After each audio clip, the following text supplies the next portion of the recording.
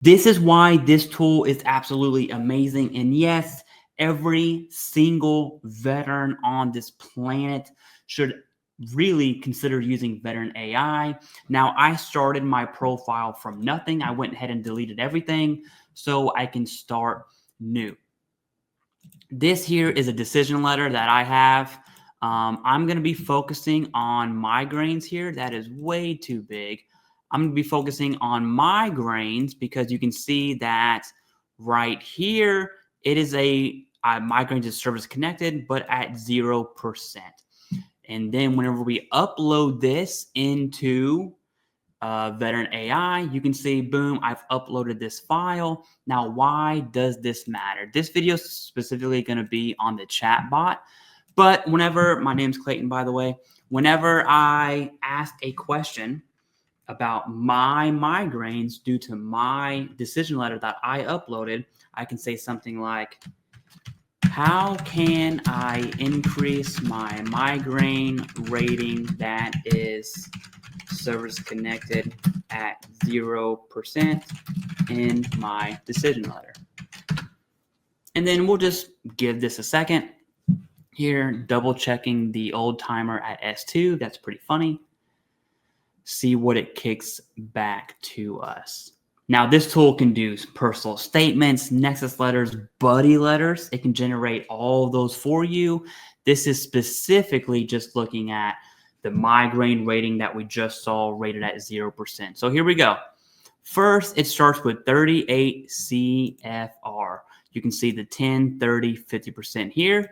Of note, people really get this wrong. Let me zoom in here so we can all see this. Migraines at 10, 30, or 50 need to be prostrating.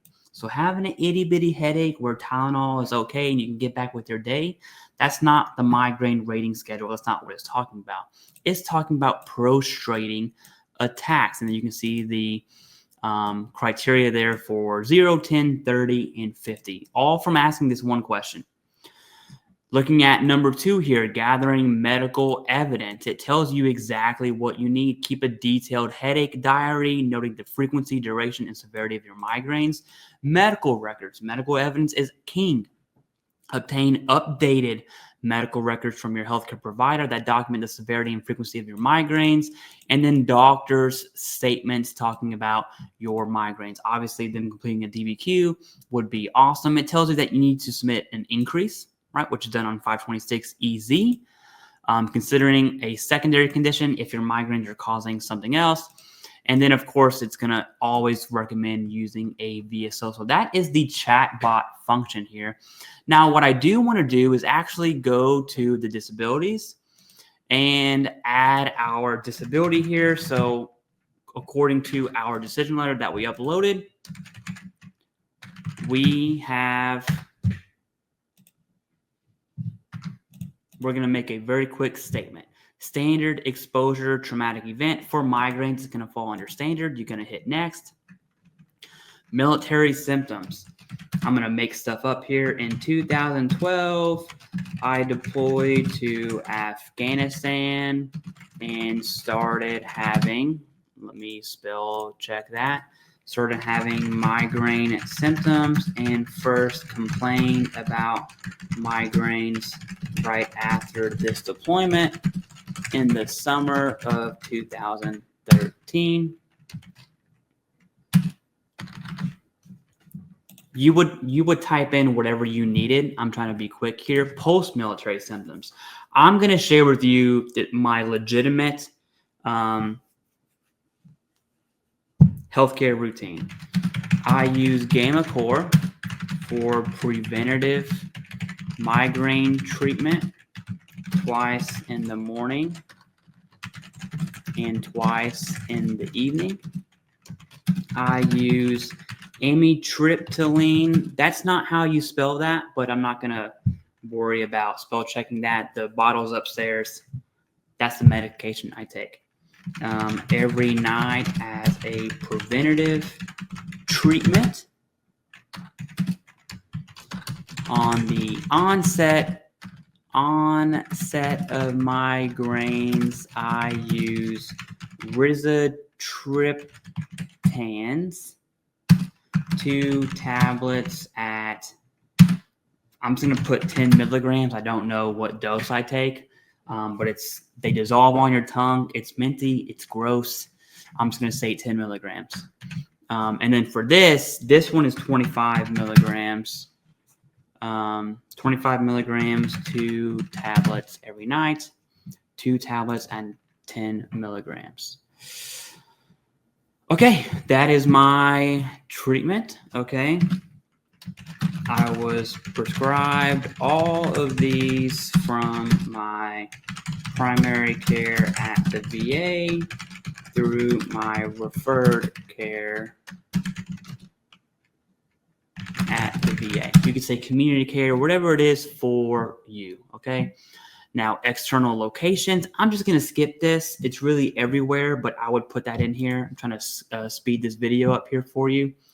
Flare-up causes, stress is a huge one. You can say tinnitus, okay?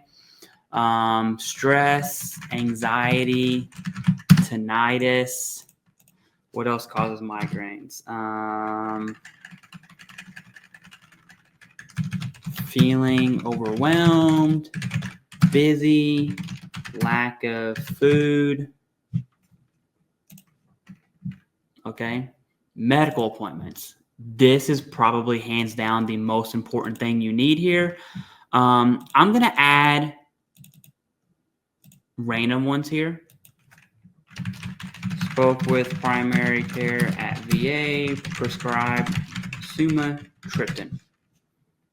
This is all going to be random for onset of migraines.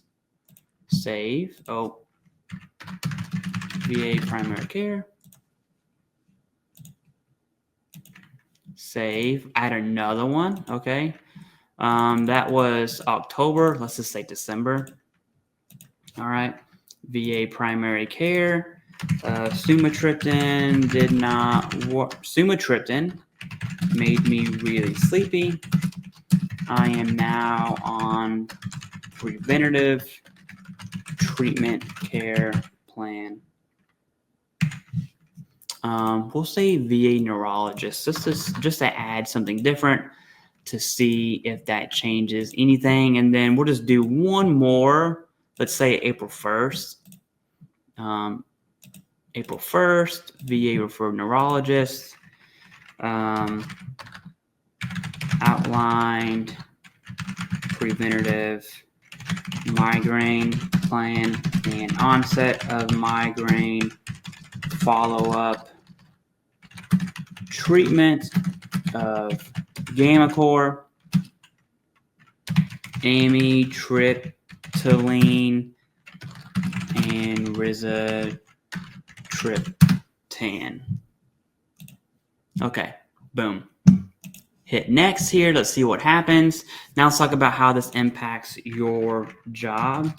I have to constantly flex my work schedule and sometimes use PTO. I'm just gonna spell it out. Paid time off with approval from my supervisor directly due to migraines. Personal impacts. Migraines cause me to seclude myself from noise and try to fall asleep as fast as I can with my migraine medication treatment. My migraine medication will put me to sleep fairly quickly. Okay. Hit next.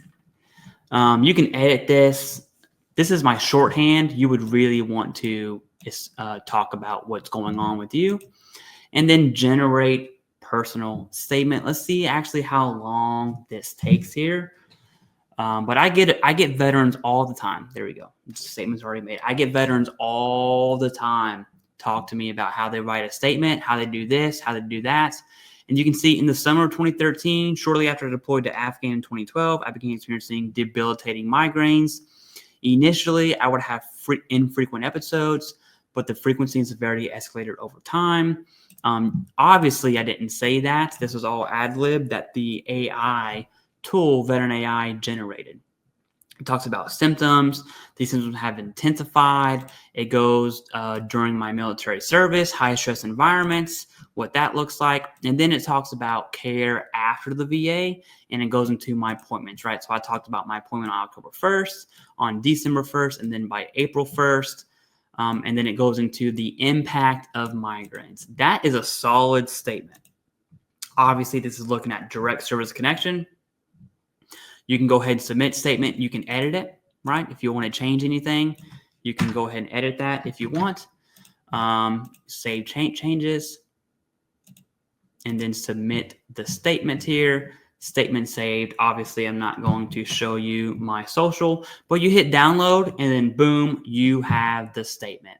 Now, this tool does Nexus letter generator. So if you have a provider that's willing to sign off on a Nexus letter, this is a great tool. It also does buddy letters.